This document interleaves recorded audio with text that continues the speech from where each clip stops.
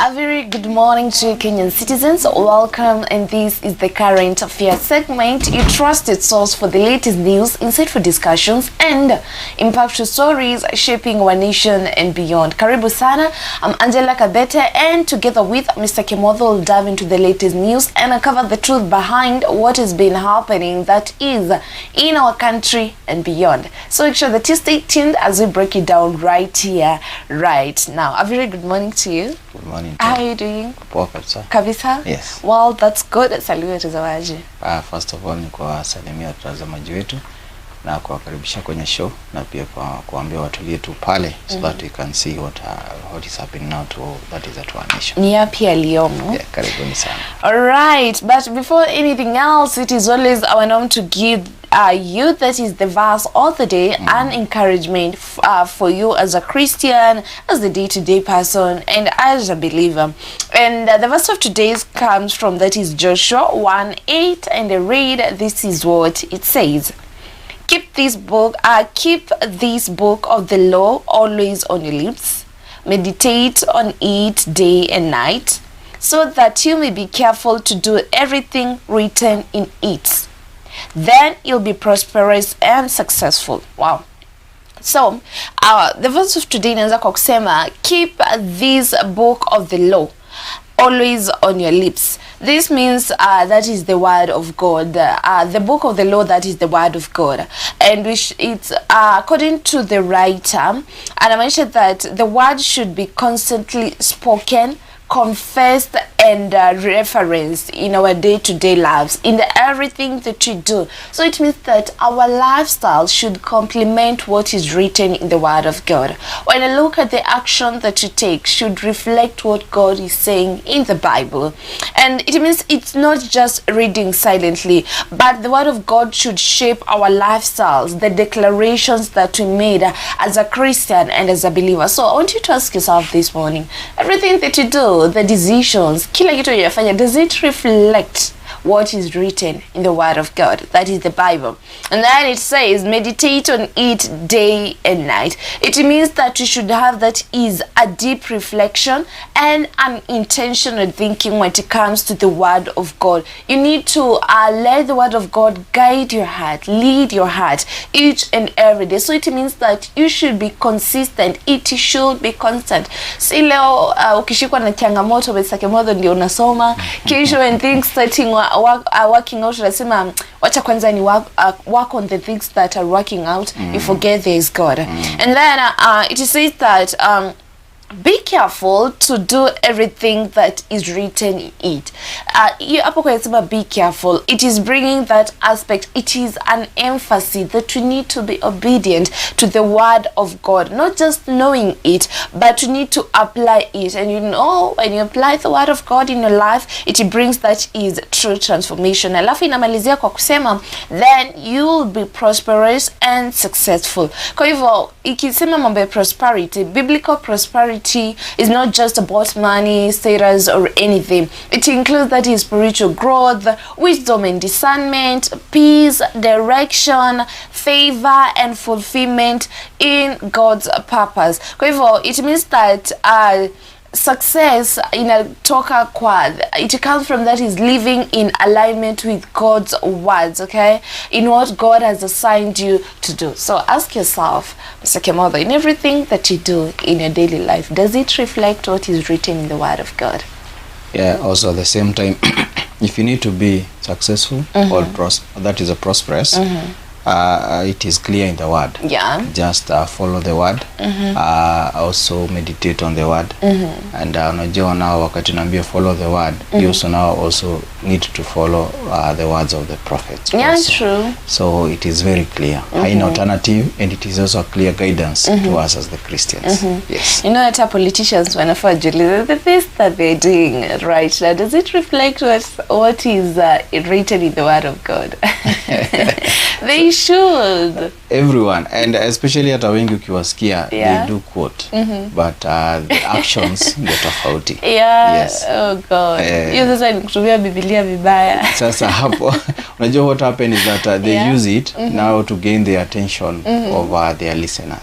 That is what now they do it. Please. But not for themselves, They but should for not the use purpose the of Bible yes, in the wrong way. but it is very clear to us that in order, if you need to be successful, to be prosperous, just follow the word of God, meditate on it day and night. Yeah. Yes. And that is the verse of the day. Now let's talk about what has been happening, because each and every day there are new stories, and it is our responsibility to making sure that you as a Kenyan citizen out there, you stay updated of what is happening that is in our country and beyond. But I can't forget to mention our sponsors. This show is proudly brought to you by that is Nakuru Homeschooling. They give your child a world-class education right from the comfort of your home. They offer that is personalized learning tailored to a child's unique needs and pace, and the offer that is all choices of curriculum.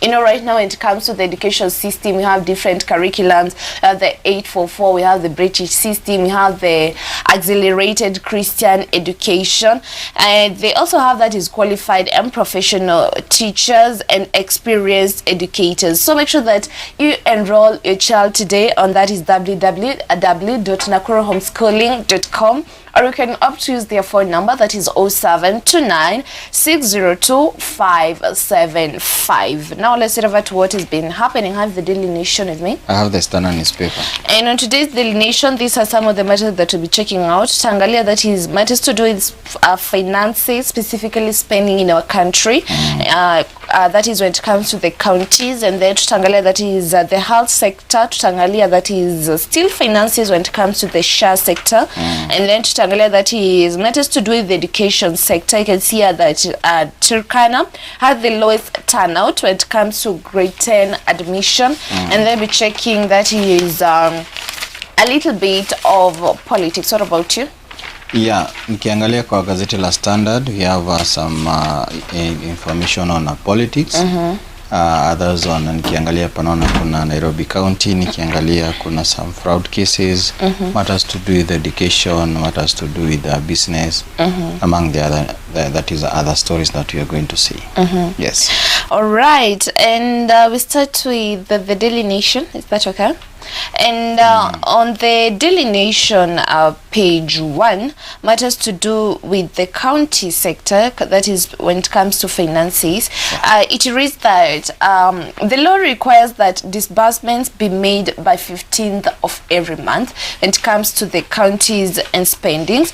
And in addition to that, it reads the main highlight or the headline, it reads that 68 billion cash crisis that have crippled counties. And you know, the Kenya Constitution requires that is the National Treasury, as I've read, to release funds to continue to counties by that is 15th of every month. And unajua 15th ilishapita, today is date 21. And counties depend on these funds to pay salaries, suppliers, loan, health services and schools. And over time, delays in disbursements have become a frequent and a straining in devolved governments. And that's ukiangalia, that is the current situation.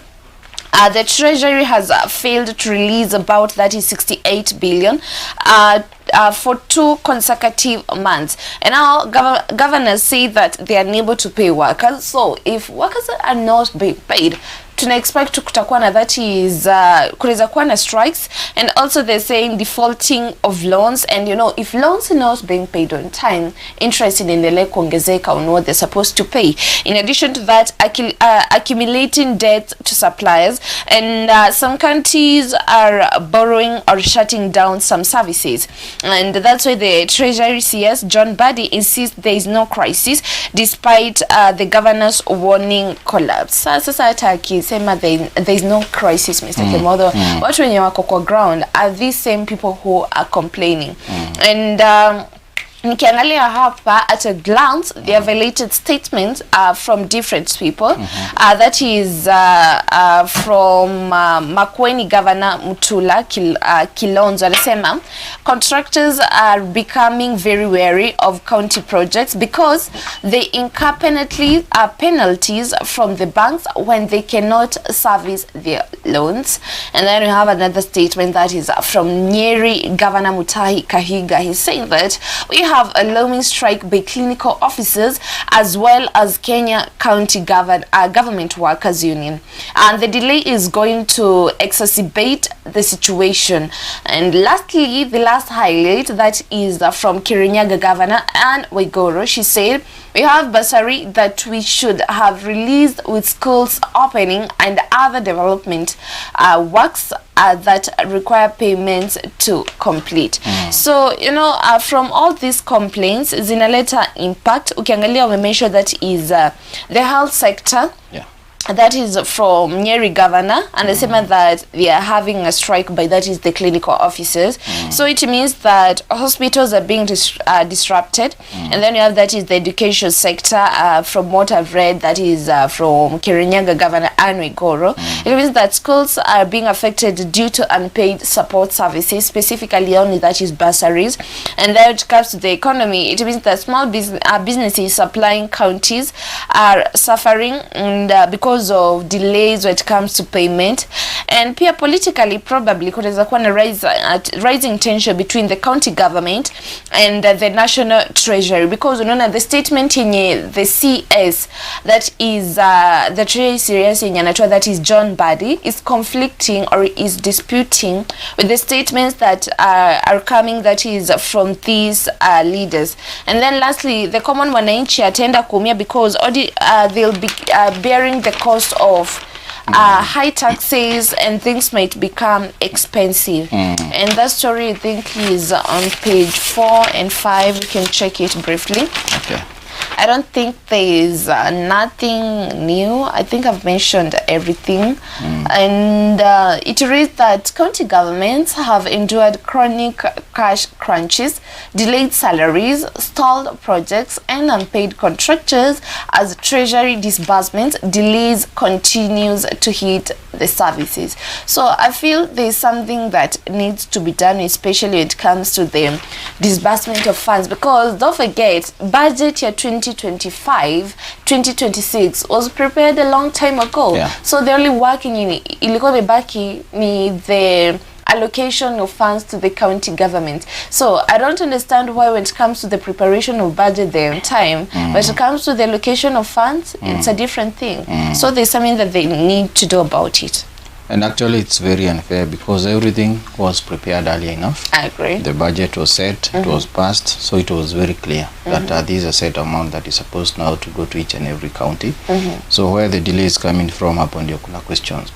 Then at the same time, unajua now wakati kuna these delays, kuna other repercussions ambazo zinakuja pale. Because people need to pay their loans, there are other expenses that are there. There are now parents ambao pia wanapeleka watoto shule. There are so many other issues ambazo ziko pale. People needs, you know, to offset so many other things ambazo ziko pale, and also it is also the beginning of the year.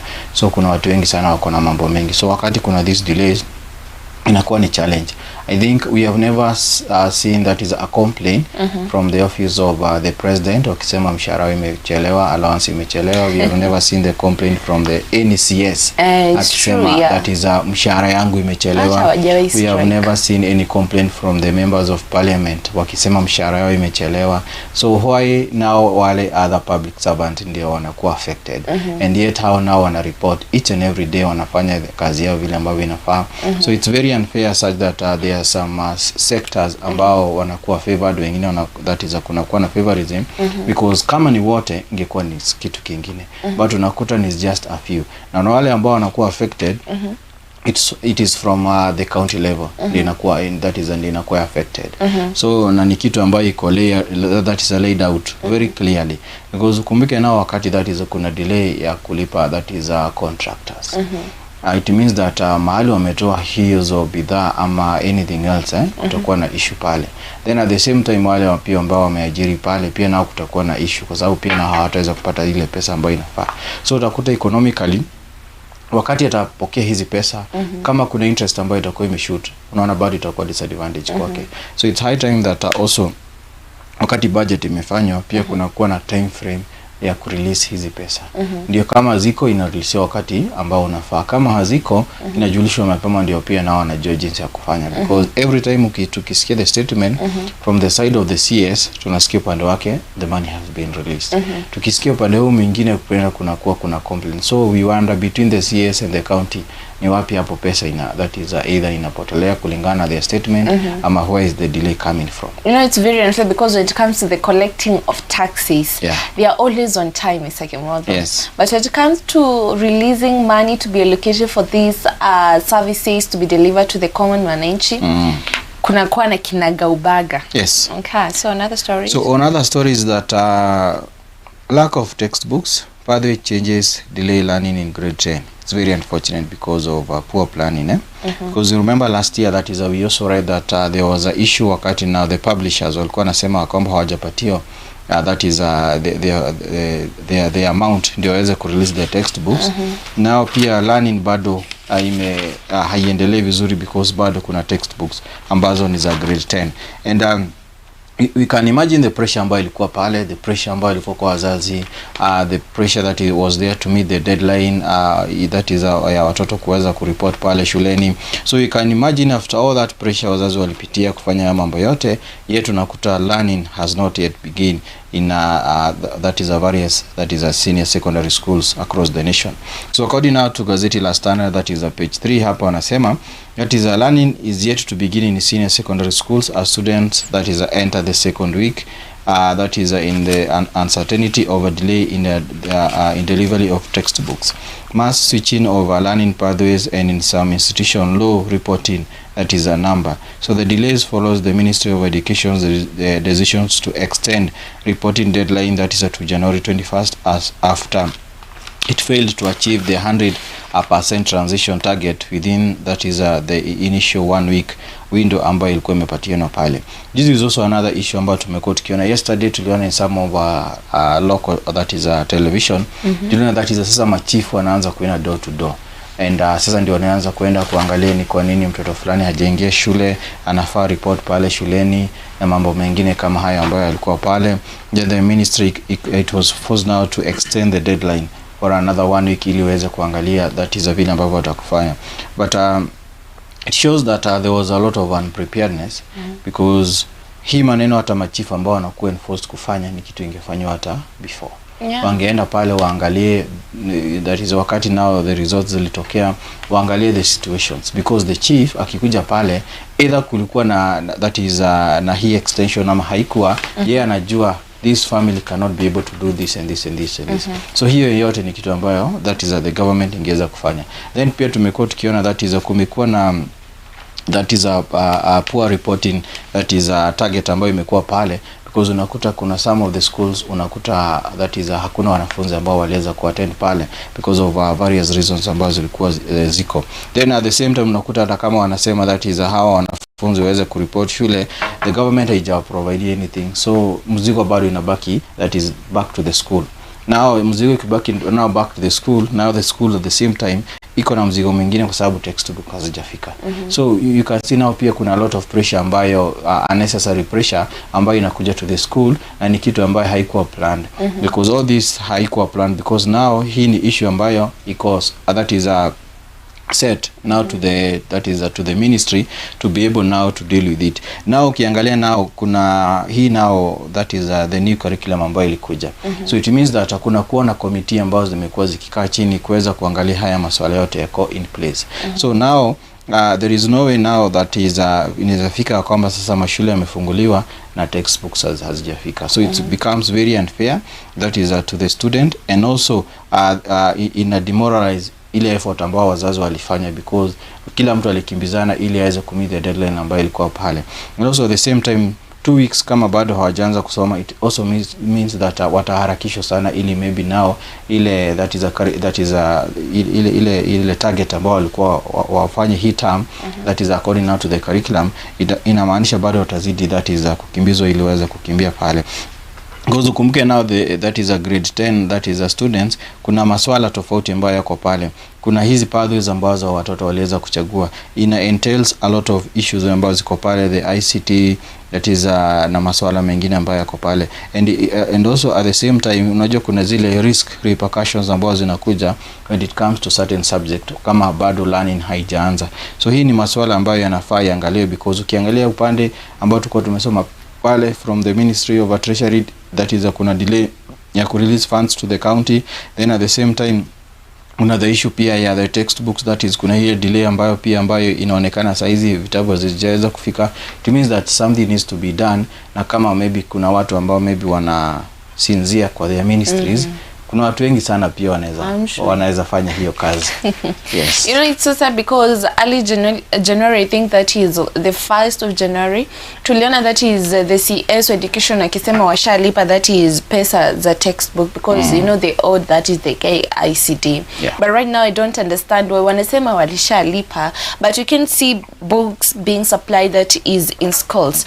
And still when it comes to the education sector, that is page 1 among the highlights that I had mentioned. Yeah. That is specifically Tuangalia, that is Turkana County. It has the lowest turnout, and Mandera tops in grade 10 admissions. And you know, Kenya is transitioning, that is to the CBC, that is the competency based curriculum, and grade 10 marks entry that is in the senior secondary school, and the government expected that is a smooth transition nationwide, but this is not what has been happening, because ukisoma hapa the current situation, Turkana County recorded the lowest transitioning rate, and let me read a little bit of what the headline reads.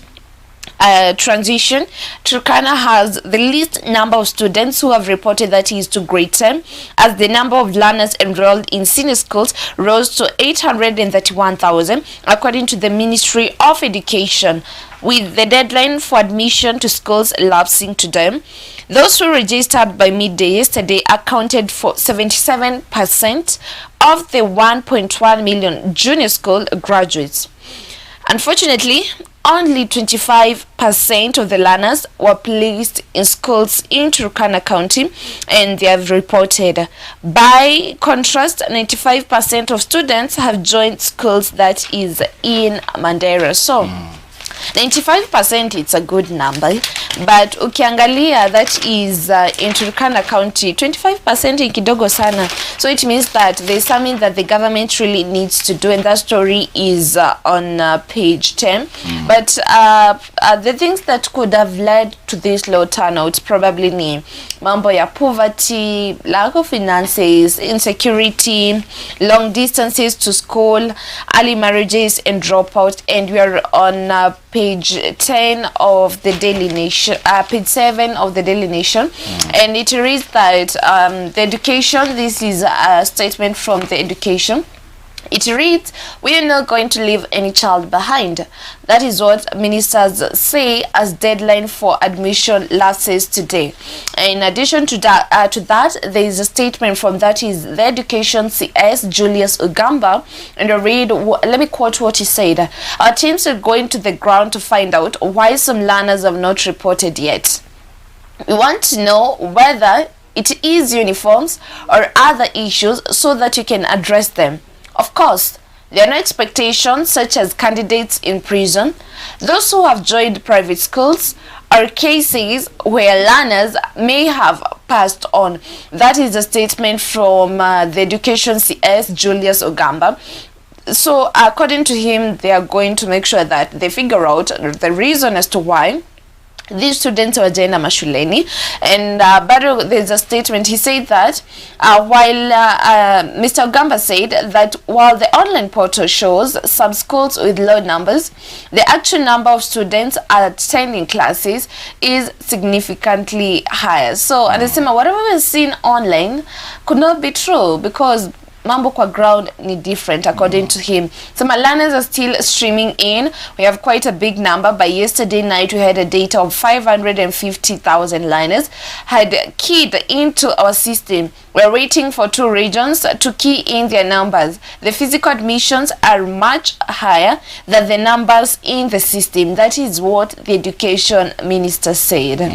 But unajua the thing is, bado tunaona statements from the day-to-day people wakisema kuna low turnout. I don't know if they're trying to defend themselves when it comes to this. It feels like that is what they're doing. But you know, with what is happening when it comes to low turnout in education, in a little that aspect education inequality, it means some regions in our country hakutakuwa na learned people. Kwa hivyo kutakuwa na regional gaps that are going to become more visible, despite, you know, we say that education is a key factor when it comes to one's life.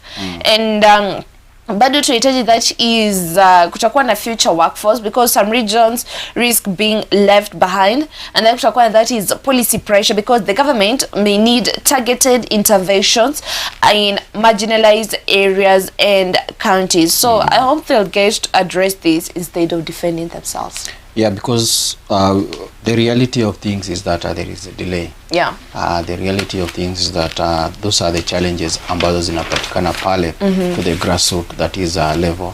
And despite now the CS ile statement atatoa, kuna vile ambavyo mambo yanaonekana pale. Things are not right when it comes now to the educations. Kuna delay of textbooks, kuna delays of funds, kuna hizo allocations zote ambazo ziko pale, kuna issue ambayo iko pale. Na pia at the same time, pia also kuna zile that is the facility kwa hizi shule bado pia zinafaa ziangaliwe, because pia despite ya kusema tuna ile that is a transition ambayo iko pale, what is the nature ama the nature of the classrooms ambazo ziko pale, are they suitable now for the student?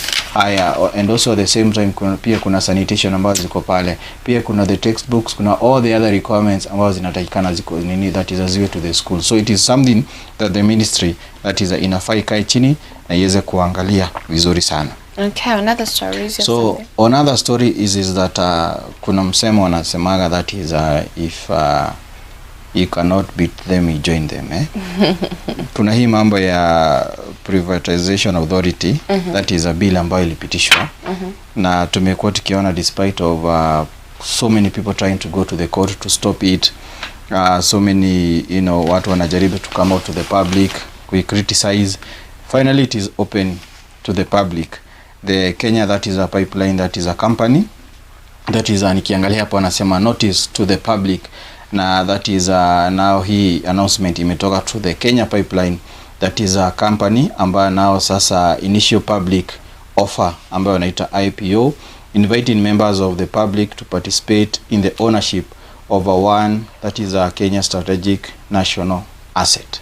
Now Kenya pipeline ndio ambayo inashughulika na masuala ambayo ni that is a fuel, diesel, that is a kerosene, mambo yale mengine and other petroleum products ambayo tuko nazo hapa, and it is one of that is one of the government company ambayo imekuwa ikioperate all those activities. That after now ile bill ya privatization of that is a government companies parastatus wakati ilipitishwa, so inaonekana ya kwamba sasa wameanza kuzitoa. And it is very good because sasa wakati wamezitoa nao, wewe ambao ulikuwa pengine ulikuwa na plan fulani maybe ya kuinvest na pengine haukuwa na idea on how to invest, because pia kuna watu ambao wako na funds, na wanafaa pia wasikize show ambayo unakuwa nayo every Monday jinsi ya kufunza watu kuinvest. Kuna watu wameweka pesa by the way up to now wamezificha kwa safe pale cash money, wanashindwa jinsi ya kufanya.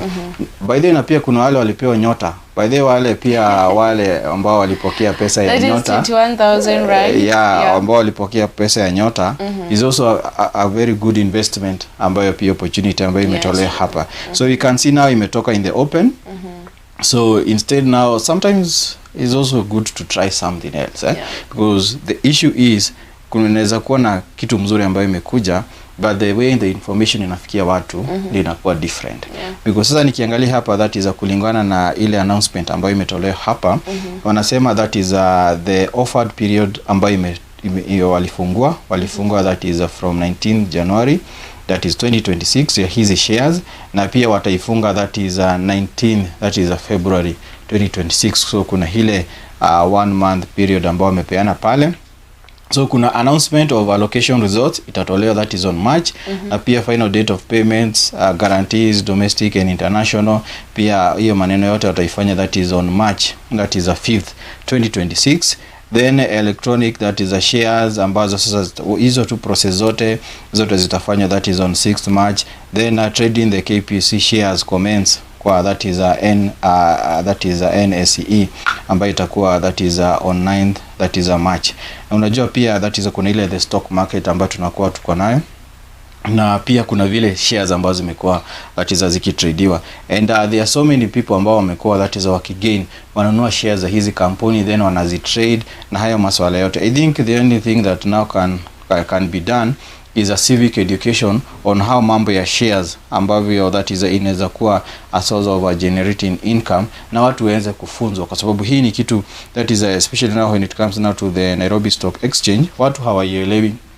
In fact, hata ukiangalia that is kwa local television, wakati inakuja kwa masuala ya business, inakujaga segment kidogo sana pale, na inakuja kama imepita, na hata inakujaga that is saa 3 na watu kama wametoka and then pia unajua watu wengi pia huwa wanasikiza ya saa 1 kwa sababu iko pia kwa lugha ya Kiswahili. So na hii nayo pia inaletwa saa 3 pale, saa 3 na that is na 25 hapo na nusu inakuja segment kidogo sana, ina kizungu mingi sana, watu wengi wanashindwa kuielewa. So I think is also high time pia watu wako educated on how now to be trading, kwa sababu Nairobi Stock Exchange that is ni yetu hapa, na tumekuwa tukiona that is hizi stock exchange especially ambayo inakuwa pale New York, imekuwa ikisaidia watu wengi sana, imekuwa pia ikisaidia the economic that is a revenue of US, na hiyo ndio siri that is ambayo iko pale. So tukiangalia hapa wanasema offer statistics, offer price per share 9 shillings. Just 9 shillings. Na nikiangalia hapa wanasema the minimum number of offer share to be applied is 100. So why will you not part just 900? So kama ulipewa ya nyota, invest kidogo hapa, kwa sababu hautasema haukuwa na pesa, because ukiangalia sasa hii now the minimum share inamaanisha is just 900 shillings. So the maximum sasa ni wewe kulingana that is an own capability. So it is a good opportunity that is ambayo imekuwa hapa, because Nairobi Stock Exchange wakati umenunua hizi shares then unaangalia it's just na kama wale ambao huwa wanafanya pia trading, so unaangalia ni wakati shares ziko juu inauzwa pesa ngapi, unaangalia unaona kama kuna profit kidogo ambayo itakuwa pale, unauza kidogo unanunua kidogo. So that is all about ambayo inaendelea pale, and it is also a way that is of dealing now na pia na the financial issues ambazo ziko pale, because unajua si watu wote wanaweza enda now maybe farming, si watu wote maybe wako na the other physical that is a business, that's a revenue, maybe gari, motorbike nini na mambo yale mengine ambayo yako pale. So unakuta that is a hiyo space pengine unaweza ona pengine maybe high generate income vizuri, ama unaweza ona pengine hakuna opportunity ya hiyo. This is also another way that we can try, and since now it has come out now to the public, we can that is you can try it out, we see what now will happen, because hizi pia ni pesa zako ambazo zitakuwa ziko pale. It is also an open investment ambayo itakuwa iko pale, and also because pia this is not now the first that is a government that is a company ya kufanya hivi, tumekuwa tukiona zile zingine ambazo zimekuwa ziko pale. And also this the good thing na the Kenya Pipeline that is a company is that ni kitu ambayo tumekuwa tukiona kifanya kazi, because ujue sasa ndio ina deal na petroleum products. So you can calculate the number that is of petrol station that we have. You can see now that is how that this company imekuwa that is ikigenerate ambavyo imekuwa ikiendelea. So it is something that we can be able now that is now to see. So kwa gazeti la Standard naona that is page 5. There is more information ambao wameweka hapa. You can also now register, wako na USSD code yao ambao ni *483*816# wameweka hapa, na pia unaenda that is to their website, that is aweze kuangalia vile ambavyo that is your application inaweza kufanya pale. So it comes now to the issue now pia of business. This is also something that the government that is imeweza kutoa, that is through the ministry that is of National Treasury, ili that is it is an open offer ili watu waweze kununua shares. Okay. And another story is that is specifically when it comes to the health sector. Mr. Kimotho, if Sha was a person, the number of times that we usually mention Sha, oh my God. And that is page 10 of the Daily Nation. It reads, hospitals shut pharmacies and labs as Sha delays bite. And you know that is the Social Health Authority, that is SHA, replaced that is the NHIF to improve healthcare financing. But has that been happening? The vision that was there before and what is happening right now, can we say still they need more time? You know, that is the language that we used the whole of last year. They need more time. But you remember they have been given all the time. In fact, hakuna mtu ameinterfere na wao. No one has interfered with them. So kila mtu, watu waliamua kuwapatia time. Then the other times haitafika nao pia nao waulizwe na ile time tuliwape nini uweza kufanyia. But it's so sad because you can see the current situation that is page 10 of the Daily Nation. It reads that hospitals have gone up to 6 months without payment, that is from the SHA sector.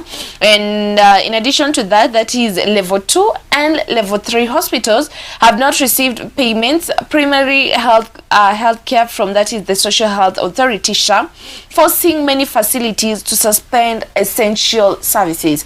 At the end of the day, who will be suffering? That is the common mananchi, because at the end of the month, there is that money that you are needed so that you can pay, that is for the SHA. So that you can receive these essential services. Wewe unalipa lakini ukifika hospitali you're not receiving the services that you have paid for. And this is not something good. And in addition to that, it reads that this chronic delay coupled with widespread rejection of previously submitted claims has pushed many private healthcare providers to brink the collapse. Facilities across the country are grappling with severe cash flow crisis, and patients are left stranded because hospitals cannot pay suppliers and cannot pay suppliers. So it means the suppliers are refusing to deliver, that is essentials, that is medicine, equipment, and healthcare workers are losing their livelihood. So I really don't know where we are heading as a country, but it feels that there is more to be done. Kama hakuna madawa hospitalini, mwananchi ndio ataumia. You know, don't forget last year tulikuwa na cases za hospitali wako na dawa zenye zime expire. Kulikuwa na strikes the healthcare workers because SHA was not functioning as well. While this is bringing that is a great impact because many facilities are turning away patients, and then bado they're demanding, instead of you using that is SHA, they're demanding that is cash, and bado that is scaling down the services. And another impact it comes to the healthcare, kutakuwa na that is poor and vulnerable patients are most affected. When it comes to hospitals, some risk closure and service collapse. And then when it comes to the public trust, the confidence in health reforms is really declining. So there is more to be done. And there is a statement from, that is Dr. James Nally, saying that they reject claims on flimsy grounds, a missing signature on flimsy grounds. Akisema a missing signature here, a wrong code there, an error on the date. When you resubmit it, they take it, when you resubmit it, it takes another 2 months only to be rejected again. So these are some of the challenges that those who own some hospitals they are experiencing. And pia masebenye wananchi na wale patients when they visit hospitals, that is level 2 and level 3, they are experiencing. So we really need to do a lot, Mr. Kimotho, because SHA has been staggering a lot the whole of last year. I know it's already 2026 January, we're experiencing this. I feel we really need to work, especially when it comes to the area of finances, because finances, allocation of funds in specific areas, especially that is healthcare and education, has been a greater challenge. They need now to work on SHA. They so need that to now they can improve on it. So we have, that is 4 minutes. What do you have there? Kumbuka kulikuwa na ile Finland case ambayo that is ilikuwa that is in indicate that is the former governor of Uasin Gishu. Na nikiangalia hii kesi, nikiangalia hapa anasema on February that is 16 that is hii kesi ndio that is a ruling itaweza kutolewa pale, because kumekuwa na 138 witnesses ambao testify in the case. Over 100 victims also testified in the case. Total amount of amount paid by parents was 1.1 billion. Kumbuke that is how wanafunzi walikuwa wameambiwa ya kwamba wakienda kule Finland wataenda that is waweze kusoma na mambo yale mengine ambayo yalikuwa pale, but the case ikakuwa so much different kulingana na vile ilikuwa. Na tulikuwa tumeona that is na local television, wengine waliuza hadi tractor, wengine wakauza mashamba ili that is waweze kutimiza haya. So this case itaweza kusikizwa that is on February that is 16, that is kutokuwa na ile ruling ambayo itakuwa imetolewa pale, so that now justice can also that is be found, because hii ni kitu ambayo pia tuliona that is ilipatia that is wanafunzi wengi na wazazi wengi that is a lot of stress. Na pia kuna so many other that is information ambazo ziko hapa, especially pia kwa gazeti la Standard upande wa enterprise na business. Nikiangalia hapa wanasema why that is Kenya's Catalyst Fund are not effective in poverty that is alleviation, na including that is naona hapo wakiongelea mambo ya youth fund, Nyota project, na masuala yale mengine. Wanajaribu kuelezea kwa nini kumekuwa na hizi funds zimekuwa ziko hapa na yet has meet that is a criteria ama that is vile ambavyo walikuwa wametarajia kufanya. Okay. Yes. And also, as we wind up, I can see here that is there are many stories that we've not read that is on the Daily Nation, matters to do with finances and shares. That is page 8 of the Daily Nation. I'm just going to read it briefly. It reads that that is according to NURU, that is Kiharu MP Dindi NURU. He says that Safaricom shares are being undervalued. You know, that is the government wanted to sell. Actually, I don't know if it's still in plan. Yeah. They want to sell that is the shares that it has that is in Safaricom. Yes. And they believe that the finances are going to bring a great boost that is, you know, economy development, infrastructure growth, and everything. And according to that is Kiharu MP is saying that the Safaricom shares are undervalued. And at a glance here is I highlighted many things that is some of the proposals. According to Kiharu MP Dindi NURU, the proposed share price of 34 that is in the sales of the government, 15% stake in Safaricom is very low. He has proposed 2 options for the government to get maximum value for the transaction. Number 1, open sale for the stake to the international markets. And then number 2, unbundling Safaricom into 3 entities: telco, fintech, and tower businesses for selling. So that is according to him. Yeah, as we wind up, you have something to tell the viewers? Just first of all, kushukuru na pia kwa vile wamekuwa pamoja na sisi, kwa watakia siku njema yenye baraka. Thank you so much.